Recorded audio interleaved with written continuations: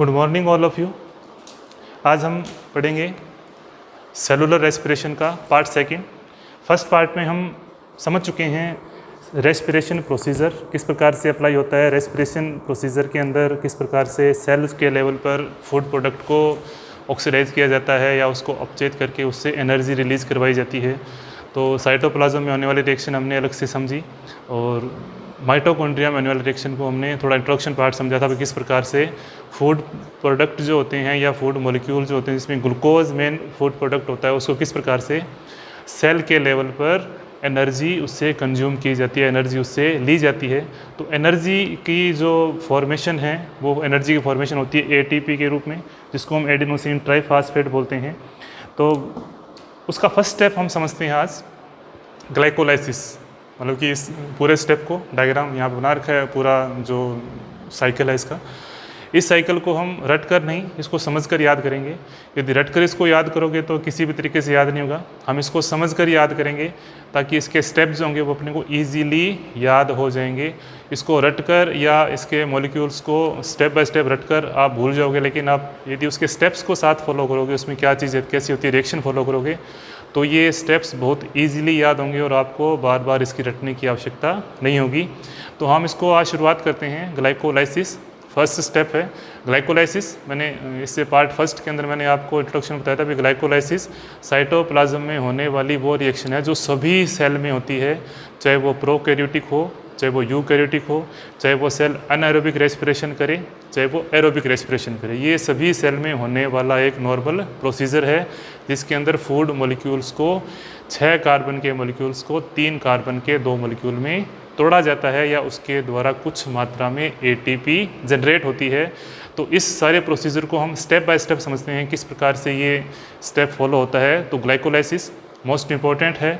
इसके अंदर जो भी कंपटीशन एग्जाम में क्वेश्चन पूछे जाते हैं मेनली इसके इंट्रोडक्शन से पूछे जाते हैं, लेकिन साथ साथ में इसके बीच में जो रिएक्शन होती है उसके पर्टिकुलर रिएक्शन का स्टेप है वो भी कई बार पूछ लेते हैं एग्ज़ाम के अंदर। तो हम उसको रट कर याद नहीं कर सकते, हम इसको समझेंगे और समझ कर इसको फिर आगे आसानी से इसको याद करने की कोशिश करेंगे, आसानी से याद हो जाएगा। तो हम इसको स्टेप्स देखते हैं। मेनली ग्लाइकोलाइसिस जो है मतलब कि ग्लूकोज मॉलिक्यूल का पूरी तरह से अपचयन होकर उससे 2 मॉलिक्यूल बनते हैं 3 कार्बन के। वो कैसे बनते हैं, किस प्रकार से बनते हैं, क्या बनेंगे, वो पायरिक एसिड। तो पूरा स्टेप है वो 10 मेन रिएक्शंस में बंटा हुआ है, मतलब कि 10 रिएक्शन में बंटा होता है। तो यहाँ पर हम पहले देखते हैं कि इस प्रोसीजर को खोज किसने की, इस प्रोसीजर का इंट्रोडक्शन देखते हैं। तो ग्लाइकोलाइसिस को खोज करने वाले 3 साइंटिस्ट थे, उन्हीं के नाम पे दिया गया है एम्बडन, मेयरहोफ और पार्नस। 3 साइंटिस्ट थे जिन्होंने इसकी खोज की और उन्हीं के नाम पे इसको EMP पाथवे भी बोलते हैं। EMP पाथवे या ग्लाइकोलाइसिस एम्बडन पार्नस, एम्बडन मेयरहोफ और पार्नस पाथवे। इसके द्वारा क्या बनता है, कुछ ATP के रूप में कुछ एनर्जी बनती है, या हम ये कहें कि ATP एडेनोसिन ट्राइफॉस्फेट की रूप में एनर्जी के मॉलिक्यूल सेल के अंदर बनते हैं। तो कैसे बनते हैं, हम पहले एक स्ट्रक्चर देखते हैं। ये आपको स्ट्रक्चर जो दिखाई दे रही है ये एक ATP की है जिसमें एक राइबोज शुगर है। राइबोज शुगर हम DNA की और RNA के स्ट्रक्चर में समझ सकें राइबोज शुगर क्या होता है, जिसमें 5 कार्बन का मॉलिक्यूल है, 1 2 3 4 और 5। 1 नंबर कार्बन के ऊपर एडेनिन नाइट्रोजन बेस जुड़ी हुई है, इसलिए क्या बन गया, ये एडिनोसिन बन गया। क्या बन गया, ये एडिनोसिन। अब इस एडिनोसिन के साथ फास्फेट ग्रुप H3PO4 में से हाइड्रोजन H2O निकल जाता है, तो फास्फेट जो ग्रुप है इसके साथ जुड़ जाता है। तो यहाँ पर 5 नंबर कार्बन के साथ यहाँ पर फास्फोडाइएस्टर बॉन्ड बनता है और यहाँ पर आगे फास्फेट बॉन्ड की बनती है। तो यदि एक फास्फेट जुड़ता है तो उसे हम बोलते हैं एडेनोसिन मोनोफास्फेट। एडेनोसिन के साथ एक फास्फेट जुड़ा उसे हम एडेनोसिन मोनोफास्फेट बोलते हैं। 2 फास्फेट जुड़े एडेनोसिन डाइफास्फेट और 3 फास्फेट जुड़े तो एडेनोसिन ट्राइफास्फेट। एक एनर्जी बाउंड कंपाउंड बनते हैं। जब एनर्जी को आवश्यकता होती है तो यही ATP टूट कर वापस ADP में या AMP में बदल देती है। यदि एक फास्फेट अलग टूटता है तो ADP में बदलेगा, ये दोनों फास्फेट अलग हो जाएंगे तो AMP में बदलेगा। तो इस तरह से एक एडिनोसिन के साथ 3 फास्फेट जुड़ते हैं, इसको बोलते हैं एडिनोसिन ट्राईफास्फेट। तो ये ATP की स्ट्रक्चर है, जिसको हम पूरा नाम इसका एडिनोसिन ट्राईफास्फेट, जिसमें राइबोस शुगर के साथ एडिनोसिन बनाता है और उसके साथ 3 फास्फेट हैं वो जुड़कर एडिनोसिन ट्राईफास्फेट बनते हैं। अब ग्लाइकोलाइसिस प्रक्रिया होती कैसे है? ग्लाइकोलाइसिस प्रक्रिया होने से पहले हम फूड मॉलिक्यूल ग्लूकोज की स्ट्रक्चर देख लेते हैं। वो क्या होता है? ग्लूकोज की स्ट्रक्चर है वो हमारे पास 6 कार्बन की हेक्सोज शुगर है, इसको हेक्सोज शुगर बोलते हैं, जिसमें 1, 2, 3, 4, 5 और 6 नंबर कार्बन के साथ हाइड्रोक्सिल ग्रुप जुड़ा हुआ है। तो इस तरह से क्या बन गया? ये हेक्सोज शुगर है। ये ग्लूकोज का मॉलिक्यूल है, क्योंकि यहाँ पर ग्लूकोज मॉलिक्यूल आगे फ्रक्टोज में बदलता है, तो ये फ्रक्टोज की शुगर है, फ्रक्टोज शुगर की स्ट्रक्चर है। तो यहाँ पर 1 number carbon CH2OH, 2 number, 3 number, 4 number, 5 number और 6 नंबर कार्बन, तो 2 CH2O समूह ग्रुप जुड़े होते हैं। तो 1 नंबर और 6 नंबर पे 2 हाइड्रोक्सिल समूह जुड़े हैं और बीच में ऑक्सीजन, ये भी ऑक्सीजन यहाँ पर है। तो ये जो कार्बन के 2 ग्रुप हैं वो CH2OH अलग से बनाकर एक 5 को हम रिंग की स्ट्रक्चर बनाता है। तो ये पायरेनोज बोलते हैं, इसको एक्सोज बोलते हैं। तो ग्लूकोज का मॉलिक्यूल क्या होता है? ये साइटोप्लाज्म के अंदर एंटर करता है। कहाँ से? सेल मेम्ब्रेन से। हमने पिछले वीडियो में समझा भी था किस प्रकार सेल मेम्ब्रेन जो होती है परमेबल होती है और सेमी परमेबल होती है। तो ग्लूकोज के मॉलिक्यूल को अंदर आने की एंट्री मिल जाती है। तो ग्लूकोज मॉलिक्यूल आ जाता है कहाँ पर? साइटोप्लाज्म में। तो ये सारी प्रोसेस जो है वो कहाँ पर पूरा होता है? सेल के साइटोप्लाज्म में, ग्लाइकोलाइसिस। ग्लूकोज जो है उसको जब तोड़ने की प्रक्रिया शुरू की जाती है तो एक तरह से क्या ये प्रोसेस को स्टार्ट करने वाला एक ये है स्टेप। प्रोसेस स्टार्ट करने के लिए हमें कुछ एनर्जी देनी पड़ती है, मतलब कि उस मॉलिक्यूल को तोड़ने के लिए एनर्जी देनी पड़ेगी। तो वहाँ पर एक ATP है वो खर्च होती है।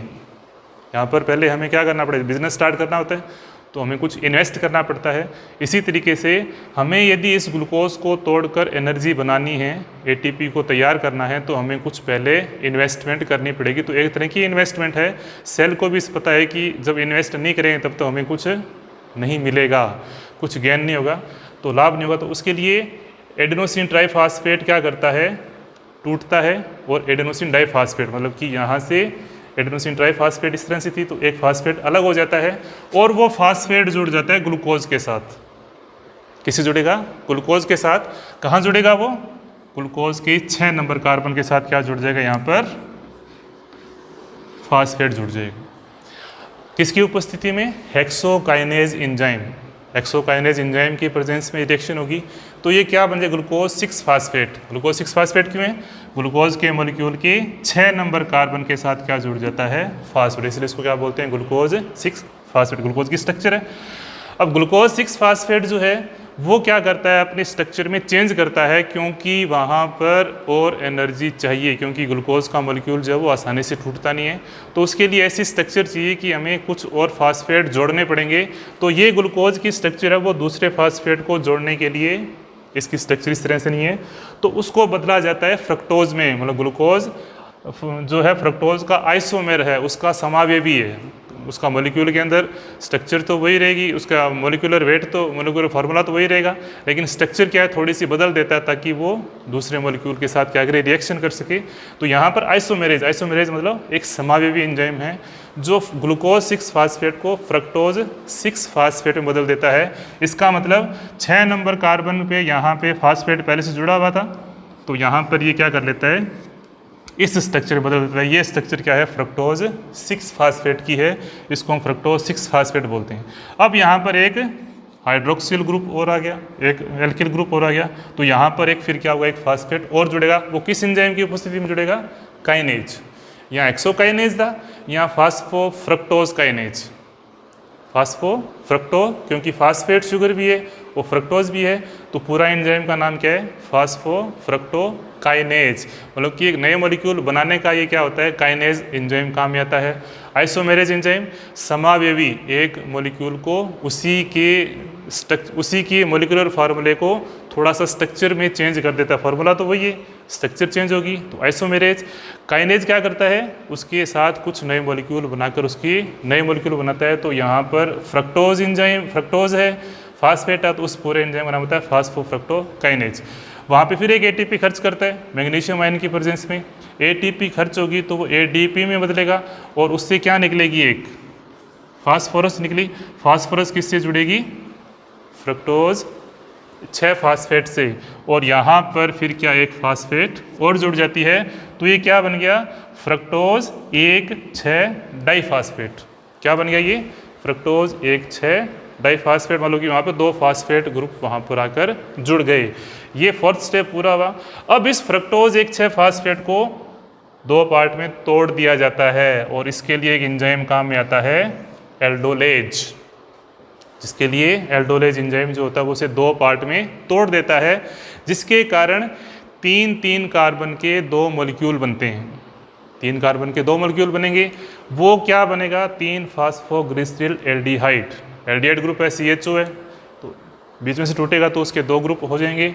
तो ये फास्फोग्लिसरल एल्डिहाइड एल्डोलेज एंजाइम क्या करेगा, उसे 2 पार्ट में स्प्लिट कर देगा। 3 कार्बन के 2 मॉलिक्यूल बनेंगे। ये भी 3 कार्बन का कितने मॉलिक्यूल बनेंगे, ये 2 मॉलिक्यूल बनेंगे। क्लियर है। अब ये जो है जिंक आयनों की प्रेजेंस में रिएक्शन होती है, यदि वो माइक्रोब्स है, मतलब कि प्रोकैरियोटिक सेल के अंदर क्या होती है, ये जिंक आयन यहाँ पे आवश्यक होता है। यूकैरियोटिक सेल के अंदर ये जिंक आवश्यक नहीं होता। तो एल्डोलेज एंजाइम क्या करता है, इसको 3 फास्फोग्लिसरल एल्डिहाइड में तोड़ देता है। ये किसका है, एक आइसोमेरिज्म है, समावेवी है। जैसे ग्लूकोज फ्रक्टोज का समावेवी है, फ्रक्टोज ग्लूकोज का समावेवी है, उसी प्रकार से ये किसका है, डाईहाइड्रोक्सी एसीटोन फास्फेट का समावेवी आइसोमेरिज्म है। तो वहाँ पर एंजाइम काम करता है phospho triose isomerase. Triose means 3 carbon की शुगर है। ट्रायोज किसको बोलते हैं, 3 कार्बन की शुगर को। 3 कार्बन की शुगर ट्रायोज, 4 कार्बन की टेट्रोज, 5 कार्बन की राइबोज और 6 कार्बन की हेक्सोज। तो यहाँ पर ट्रायोज है, शुगर है ये, क्योंकि शुगर मॉलिक्यूल में से ही टूटा, तो ट्रायोज है। तो यहाँ पे phospho triose isomerase enzyme, isomerase means दोनों का समावेश। तो ये आपस में एक दूसरे का रूप बदलते रहते हैं। सेल में इसको आवश्यकता होती है तो ये काम में आता है, सेल में यदि इसकी आवश्यकता होती है तो ये काम में आता है। मतलब कि आपस में एक दूसरे के ये रूप हैं वो बदलते रहते हैं। ये स्टेप जो होता है ये पूरा प्रिपरेशन स्टेप बोलते हैं इसको। यहाँ पर इस पूरे स्टेप को क्या बोलते हैं, प्रिपरेशन स्टेप। ग्लाइकोलाइसिस की प्रिपरेशन हुई।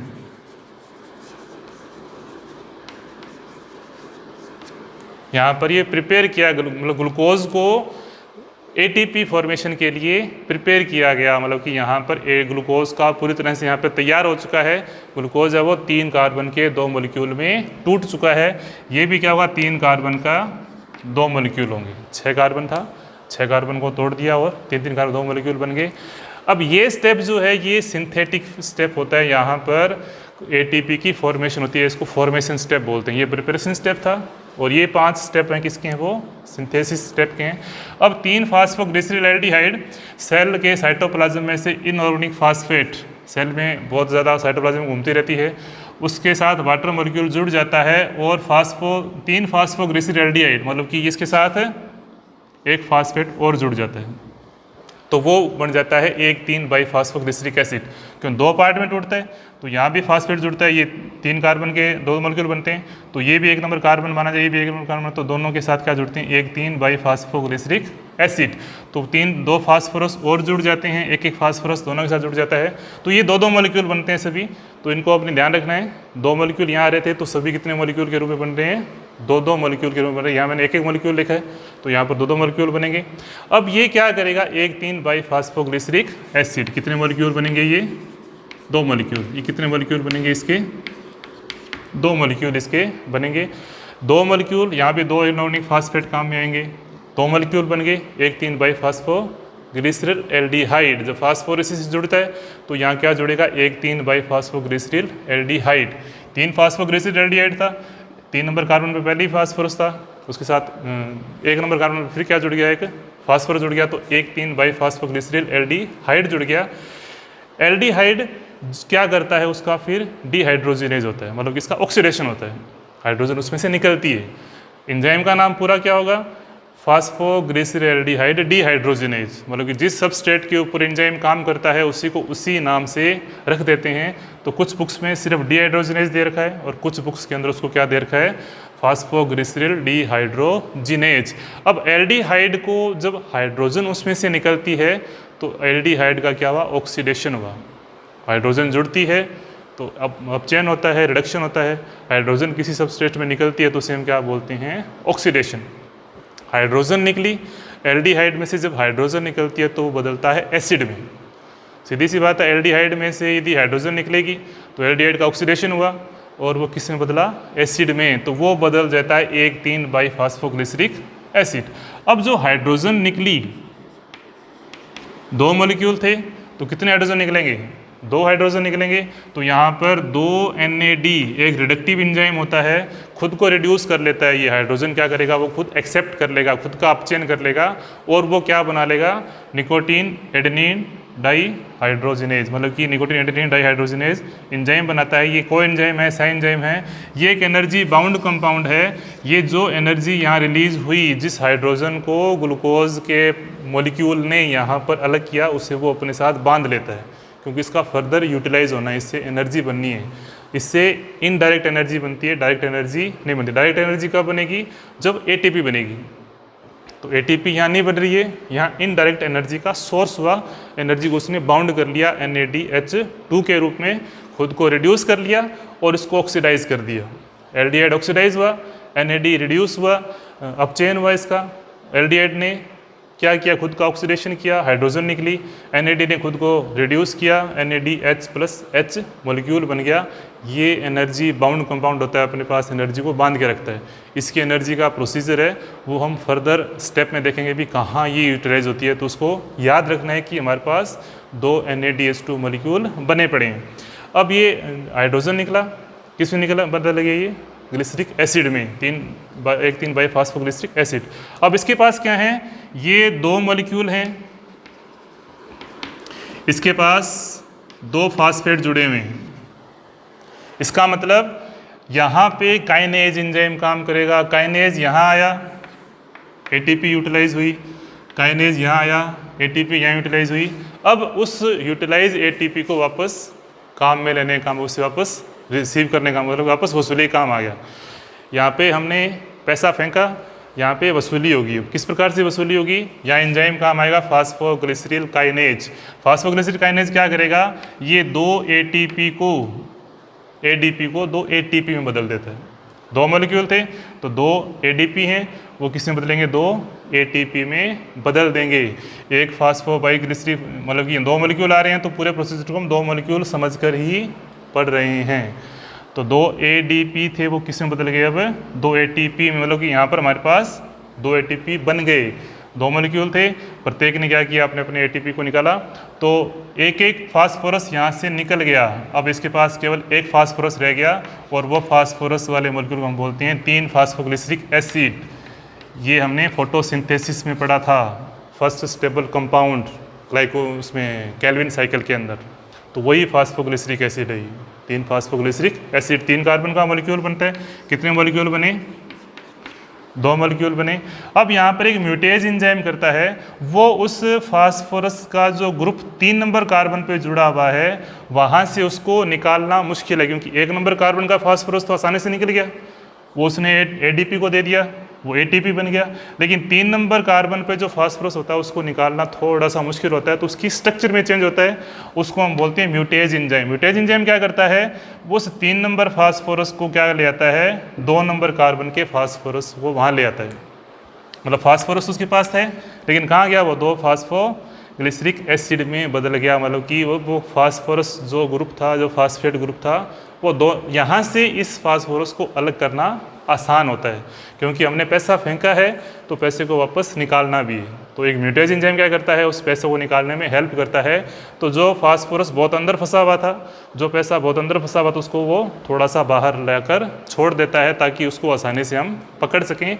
तो म्यूटेज एंजाइम थोड़ी सी हेल्प कर देता है। वो 3 नंबर पे जो कार्बन के ऊपर जो वहाँ पर फास्फोरस जुड़ा हुआ था, उसे वो 2 नंबर कार्बन के ऊपर रख देता है। अब क्या होगा, एनोलाइज एंजाइम आएगा। एनोलाइज एंजाइम क्या करेगा, इस 2 फास्फो इनोल पायोरिक एसिड को क्या करेगा, फास्फोइनोल पायोरिक एसिड में बदलेगा। मतलब कि 2 फास्फोग्लिसरिक एसिड किसी में बदलेगा, वो 2 फास्फोइनोल पायोरिक एसिड में बदलेगा, एनोलेज, क्योंकि इसमें से हाइड्रोजन जल के अणु निकल जाएंगे, H2O निकल जाएगा। H2O निकलेगा तो फास्फोइनोल पायोरिक एसिड, एल्कोहलिक पायोरिक एसिड बन जाएगा। ये अभी भी यहाँ क्या जुड़ा हुआ है, एक फास्फोरस जुड़ा हुआ है। कितने मॉलिक्यूल थे इसके, 2 मॉलिक्यूल थे। ये भी कितने मॉलिक्यूल थे, मतलब कि 2 मॉलिक्यूल थे, तो यहाँ पर हमारे पास 2 फास्फोरस अभी भी है। अब यहाँ पे फिर क्या होगा, एक पायोरेट काइनेज, पायोरिक एसिड है तो उस पर एंजाइम कौन सा काम करेगा, पायोरेट काइनेज। पायोरेट काइनेज क्या करेगा, एक हमारे पास ATP की फॉर्मेशन करेगा। तो यहाँ पर 2 मॉलिक्यूल थे तो 2 ADP है वो किस में बदल जाएंगे, वापस 2 ATP में बदल जाएंगे। इसका मतलब यहाँ पे जो 2 फास्फोरस, 2 मॉलिक्यूल के पास, दोनों के पास एक फास्फोरस था, उन दोनों से क्या ले लिया, 2 स्टेप में होगा ये, क्योंकि 2 मॉलिक्यूल हैं तो हम इसको एक ही बार में समझ रहे हैं सारा। तो दोनों फास्फोरस यहाँ से निकले और कहाँ मिल गए, ATP में बदल गए। ATP में बदला तो ये अकेला क्या रह गया, पायोरिक एसिड। क्या बदल गया, ये 3 कार्बन के 2 मॉलिक्यूल बदल जाते हैं पायोरिक एसिड। इस तरह से हम यदि पूरे प्रोसीजर को समझें तो हमारे पास 6 कार्बन के लिए यहाँ पर 1 ATP यहाँ काम में आई और 1 ATP है वो यहाँ काम में आई। तो 1 + 1 = 2 ATP हमने खर्च की।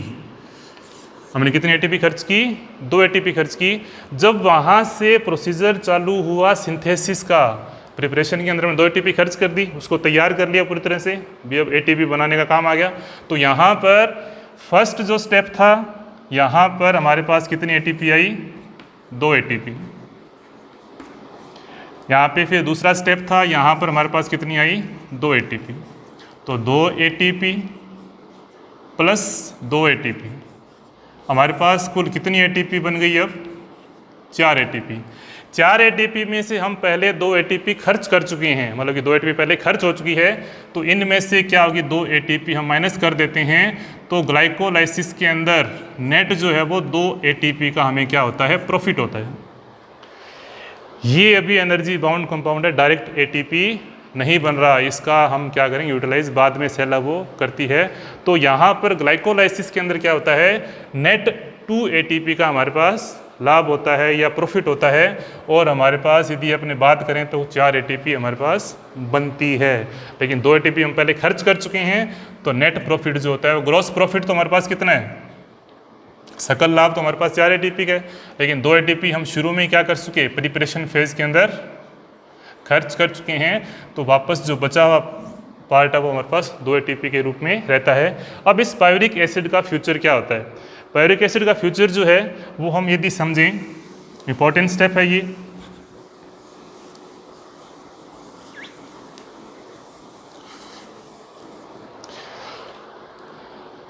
इसके 3 रास्ते निकलते हैं। यदि ऑक्सीजन एब्सेंट होती है, मतलब कि सेल में ऑक्सीजन एब्सेंट होती है, तो इसको बदला जाता है। सेल में यदि ऑक्सीजन एब्सेंट होती है तो इसको बदला जाता है एथेनॉल + CO2। किसमें बदला जाता है इसको, एथेनॉल + CO2। या एसिड भी कुछ सेल है वो बनाती है, तो हम एथेनॉल एल्कोहल के रूप में, फर्मेंटेशन प्रोसेस, इसे हम क्या बोलते हैं, फर्मेंटेशन या किण्वन अभिक्रिया। दूसरा प्रोसीजर क्या है, ऑक्सीजन प्रेजेंस है, ऑक्सीजन उपस्थित है, तो यहाँ पर ये लैक्टेट में बदलता है। मेनली कहाँ बदलता है, ये हमारी मसल्स सेल में, मसल्स के अंदर इसको लैक्टेट में बदला जाता है, लैक्टिक एसिड। और ऑक्सीजन यदि प्रेजेंस होती है तो एक स्टेप और होता है, क्योंकि मसल्स के अंदर ऑक्सीजन होती है लेकिन इतनी ऑक्सीजन रिच नहीं होती कि उसको पूरी तरह से ऑक्सीडाइज किया जाए, तो वो फिर लैक्टिक एसिड में बदल कर उसको वापस से साइकिल में डाला जाता है, तो उसको फिर धीरे धीरे उससे एनर्जी ली जाती है। तो मसल्स में सबसे अधिक पाया जाने वाला एसिड जो होता है लैक्टिक एसिड होता है। कंपटीशन एग्जाम में पूछे जाने वाला इंपॉर्टेंट क्वेश्चन है। फिर अपने बात करें, यदि ऑक्सीजन प्रेजेंट होती है अबंडेंट और नॉर्मल सेल्स यदि काम करती है, तो उसको भेजा जाता है कहाँ पर, माइटोकॉन्ड्रिया के अंदर। तो माइटोकॉन्ड्रिया में फर्दर 2 स्टेप होते हैं, ये पहले मैंने डिस्कस किया था, क्रेब्स साइकिल और ETS, क्रेब्स साइकिल और ETS। तो इन दोनों को हम नेक्स्ट टॉपिक में समझेंगे।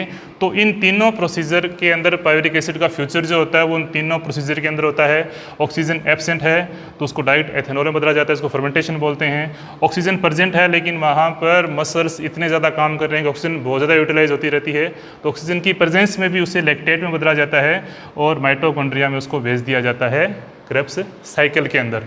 अब सीधी सी बात यह है, साइटोप्लाज्म में ग्लूकोज जब अंदर आ जाता है तो वो सेल मेम्ब्रेन को वापस पार करके बाहर भी जा सकता है। इनमें से ऐसे हो सकता है ना भी कोई स्टेप टूट गया, छोड़कर भाग गया सेल को, साइटोप्लाज्म से बाहर चला गया, लेकिन सेल मेम्ब्रेन ऐसा होने नहीं देती। सेल मेम्ब्रेन की ये क्वालिटी होती है, इसको सेमी परमेबल अर्धपारगम्य इसलिए कहते हैं। इंपॉर्टेंट बात है ये, क्योंकि यही जो स्टेप है वो साइटोप्लाज्म में होने का पूरा होने का रीज़न क्या है। रीज़न क्या है, साइटोप्लाज्म जो है उसके चारों ओर जो सेल मेम्ब्रेन है, सेल मेम्ब्रेन की ये क्वालिटी है, इसकी फीचर है कि वो अर्धपारगम्य है।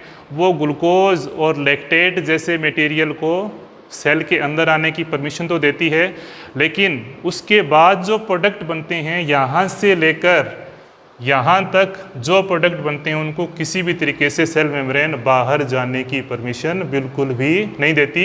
इसलिए ग्लाइकोलाइसिस के अंदर ग्लूकोज मॉलिक्यूल जब प्रिपेयर हो जाता है तो उसको पूरी तरीके से पायरिक एसिड में बदला ही जाता है। बीच में स्टेप कहीं पर भी टूटता नहीं है। क्यों नहीं टूटता? क्योंकि सेल मेम्ब्रेन किसी भी मॉलिक्यूल के लिए ये अपारगम्य होती है। इनमें से कोई भी मॉलिक्यूल है वो बाहर छोड़कर जाना चाहता है तो वो बिल्कुल भी नहीं जा सकता, क्योंकि सेल मेम्ब्रेन इन मॉलिक्यूल्स के लिए किसी भी तरीके से क्या होती है, पारगम्य नहीं होती।